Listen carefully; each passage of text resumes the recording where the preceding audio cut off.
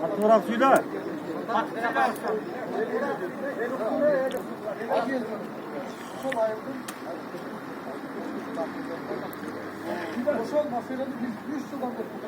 Ne Berat falan söyler mi bu bayda?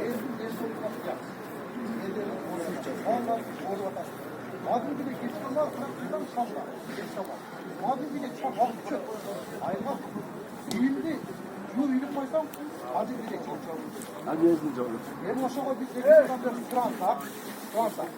Yani bizge ona karınga da kaçır bizge kadar. Karın ayrımından şu alçal ayrımından bir bana olup geldi. Balı da o başka taklar. Balığa geçti. Aşağı böyle bir şey yapıyor. Bilgisayar, bilgisayar. Anam iyi kayınca bir balığı diken bu. Böyle en dağıldı oğlum. Şuna daha koşunca bir balığı boş diyesin. Çok uzak şahane masraflı. Aynen. Biraz daha çekemezsin yoktu.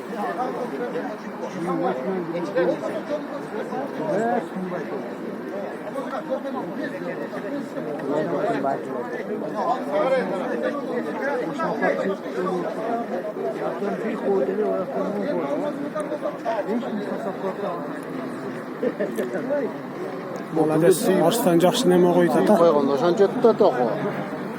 Onu sevdikçe başlayayım. Молодец. İşte geçen şimdi bekliyoruz.